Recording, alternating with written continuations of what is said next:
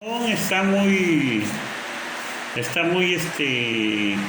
sencillo y solamente se trata de una pregunta que le hice al Señor. Bueno, reconozco que desde una serie de Netflix que estoy viendo, pero me trajo a mi mente esta pregunta. Nosotros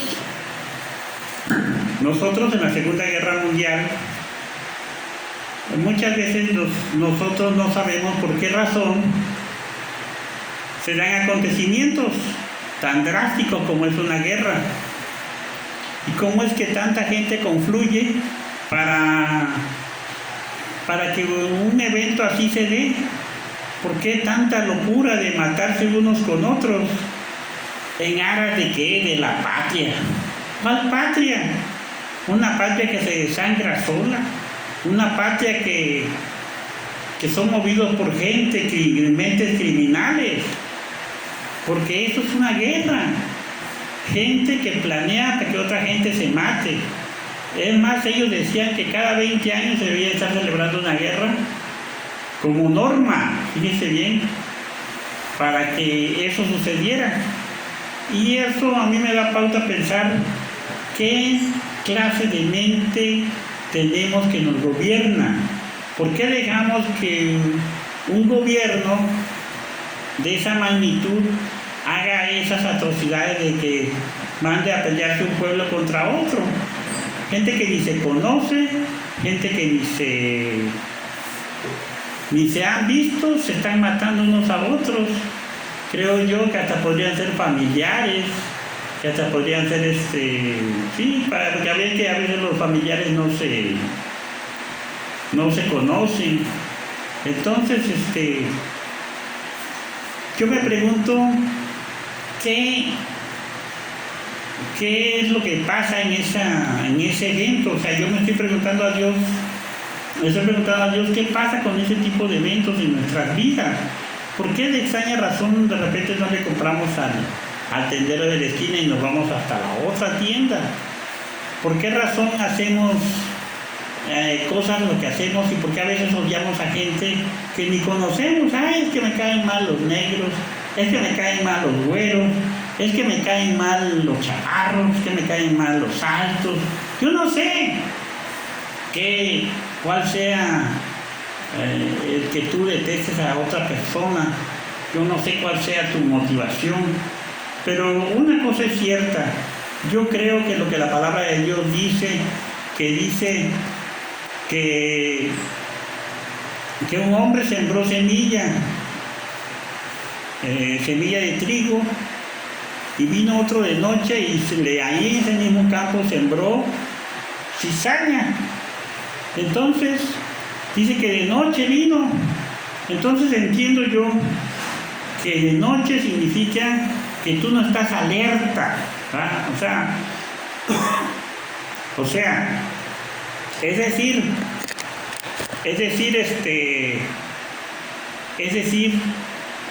en la noche es para dormir y es válido, es correcto, pero lo que yo siento que no es válido es que nosotros no estemos pensando en el futuro, pensando en las siguientes generaciones.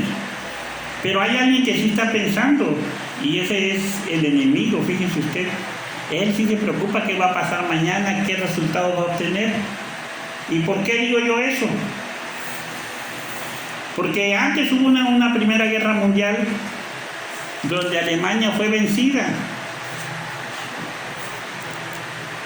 Y como ustedes saben, a los vencedores se le otorga un tributo grande, ¿verdad? Por el hecho de haber iniciado, le empiezan a cobrar todos los desastres que se hizo en tal o cual región, y en vez de levantarse esta nación, termina más quebrada, ¿verdad? Bueno, pienso que eso es lo que le pasó a la Alemania de los 38 a los 35, después de la guerra del 18, del 10, que terminó en el 18, ellos quedaron amargados, frustrados, y Alemania tuvo un caldo de cultivo el caldo de cultivo de la derrota.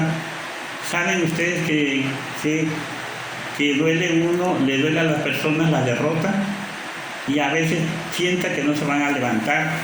Pero Dios nos dio un antídoto contra ese tipo de cosas. ¿Por qué Dios nos dice que nosotros perdonemos? ¿Por qué Dios nos dice que nos alegremos, que nos gocemos? Porque ese caldo de cultivo es exactamente lo que necesita el diablo para alimentarse. Sí, si algún familiar te menospreció, no te dio prestado cuando debió haberte dado prestado, no te brindó la mano, cuando tú siempre creíste que cuando te decía, es que mira, yo cuando tengas alguna necesidad, yo estoy ahí para apoyarte, y tú vas y le pides y resulta que no te apoya, ¿verdad? Entonces, ese caldo de cultivo de que tú dices, pues cuando a mí me toque dar, yo no voy a dar. Y entonces empieza la venganza y yo lo que yo estoy diciendo es que empieza el caldo de cultivo. ¿Por qué se debe predicar el Evangelio?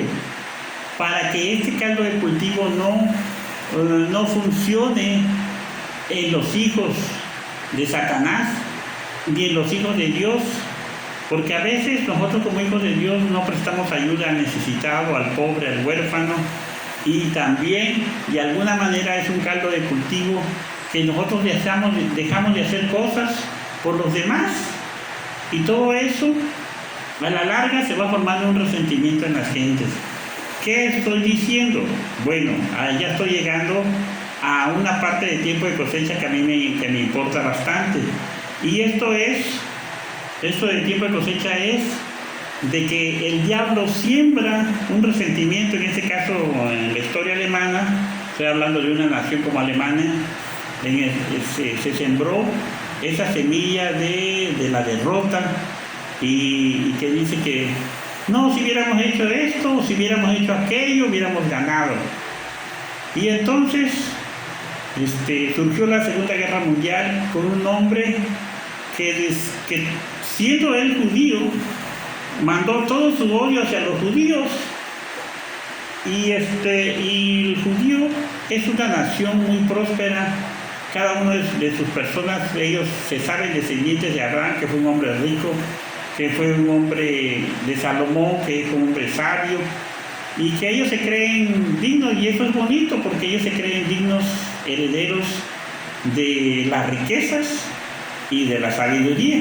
Así que por ahí estaba yo oyendo a Derek Prince que decía que los actores judíos y los negros le echan ganas a su profesión, y él decía que ellos sienten esa profesión, cada que hacen algo lo sienten con el corazón. Y a eso es lo que yo estoy en tiempo de cosecha. Creo que esa desilusión que Alemania sufrió en el 18 con la derrota de Alemania inició ahora con Hitler, que inició una nueva guerra. ¿Y qué caldo de cultivo encontró? El caldo de cultivo que encontró Hitler fue que el pueblo alemán se sentía muy triste, derrotado, subestimado. Y bueno, ¿qué tiene que ver esto en un sermón dominical? Fácil, está muy sencillo.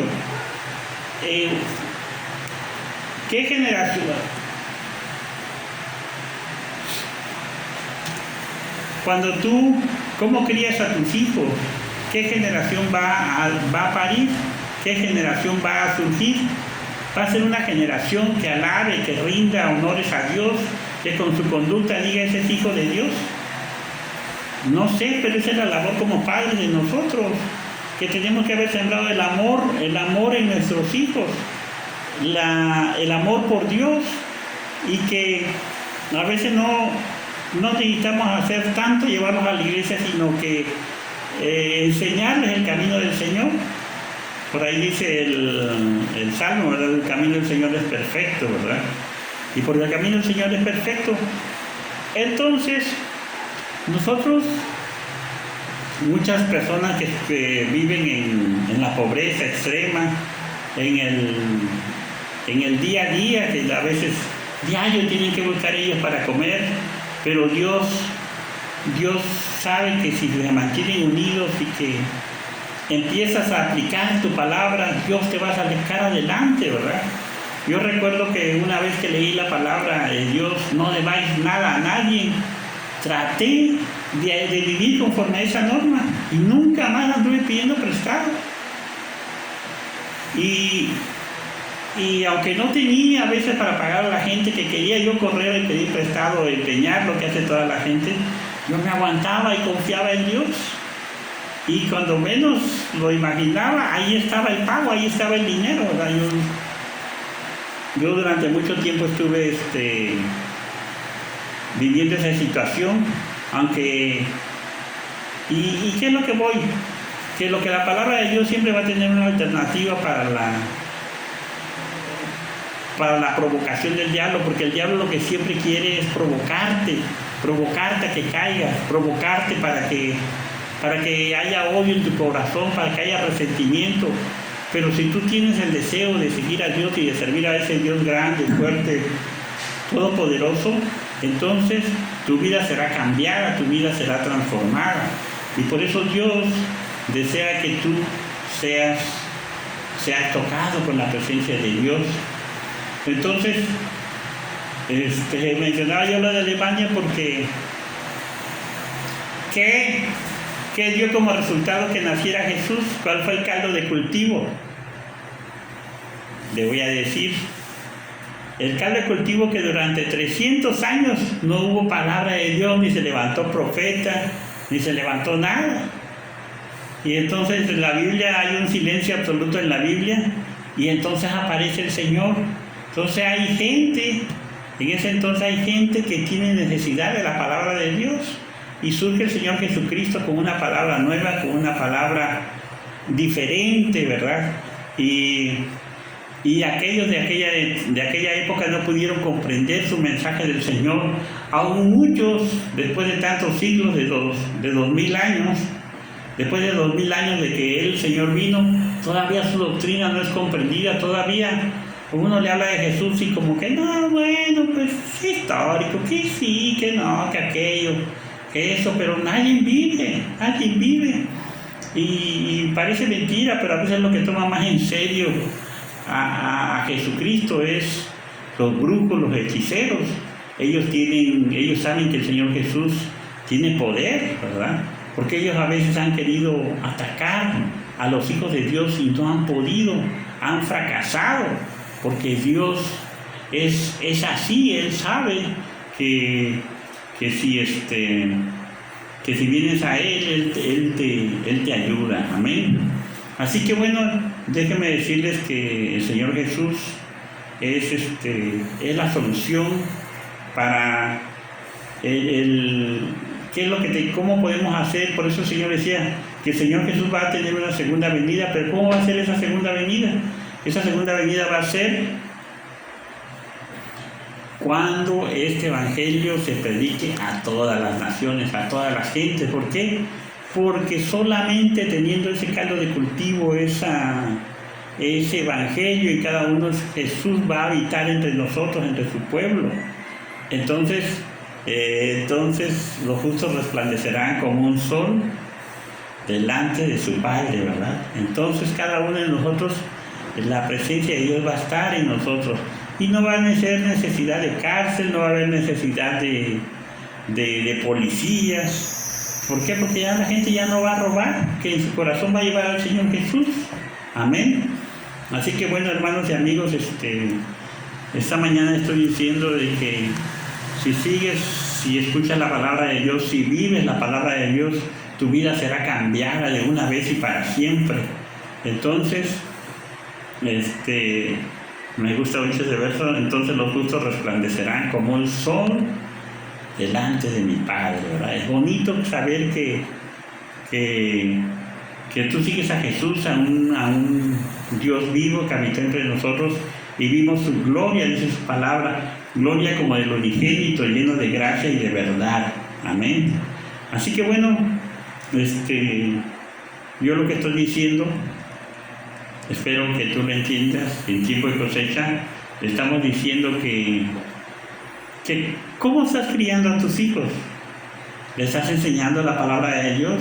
Por eso el Señor decía, tienes que poner los letreros en tu dintel de tu puerta, en tu pared, que los niños lean la palabra de Dios, porque solamente que si siembres palabra de Dios en la vida de cada uno de ellos, de tus hijos, de tu esposo, de tu esposa, entonces vas a cosechar de la gloria de Dios, amén.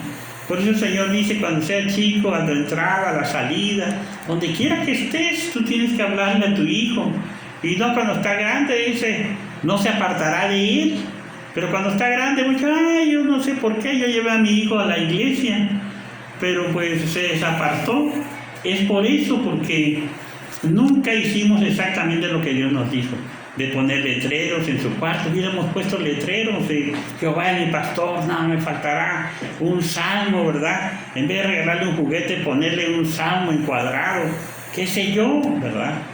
He visto muchas personas que ponen cuadros así, hasta la fecha, hermanos, para que no se olviden. Entonces nosotros tenemos que sembrar una y otra vez y no cansarse de sembrarse, porque ¿qué dice la palabra? A su tiempo cosecharemos de lo que hemos sembrado en las personas. Y lo más importante, ellos mismos cosecharán una vida eterna. Así que bueno, hermanos, yo quería decirles que el tiempo de cosecha no solamente funciona entre personas, sino entre las naciones, ¿verdad? ¿Qué están sembrando las naciones? ¿Qué están sembrando los congresos, los senadores que están haciendo? ¿En favor de quién están trabajando? ¿Llevan ellos la presencia de Dios? ¿Llevan ellos el temor de Dios? ¿Llevan ellos? Que eso es política, pues es gobierno. El gobierno de Dios tiene que ser un gobierno santo, apartado, para que nosotros caminemos en la dimensión de Dios, amén. Así que yo esta mañana estoy diciendo que el Señor es perfecto, el camino del Señor es perfecto, ¿verdad? Entonces, yo creo que tiempo de cosecha es un tiempo de preparación, porque solamente nos gusta cosechar, agarrar el árbol, la fruta y comerla, la verdad, pero sembrar y volver a cuidar de esa planta, eso ya no lo hacemos. Así que el proceso debe de seguir, amén. El proceso debe de seguir, el proceso nunca cansarnos de sembrar, porque ¿qué dice la palabra de Dios? Porque a su tiempo cosecharemos, amén. Aleluya, aleluya. Muy bien, hermanos, pues eso es toda la prédica. Vamos a orar. Padre Santo, gracias, Señor, porque tú nos permites que podemos sembrar en este tiempo de tu palabra y podemos llenarnos de la presencia de tu Espíritu Santo. Sé que la cosecha viene, Padre. Sé que tu palabra dice que a su tiempo cosecharemos y no desmayamos, Señor. Gracias por tu amor, gracias por tu presencia. Y yo nunca me imaginé, Señor, que las naciones también siembran y cosechan. Y cuando siembran odio, cuando siembran rencor,